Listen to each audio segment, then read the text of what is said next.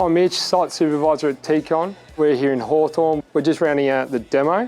Last day here for that. Basically just knocking off the back half of the house and going down into a basement and 2 levels above.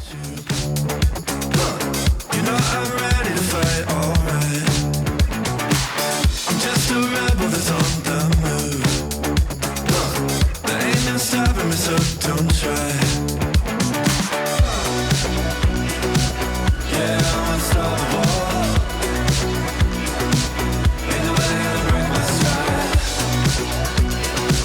Yeah, I'm unstoppable. We're retaining a few of the bricks that will be used in the front driveway, and also just a few to key in the brickwork from the existing into the new. There's also a door threshold that's going in the front door to feature, and a bit of bluestone.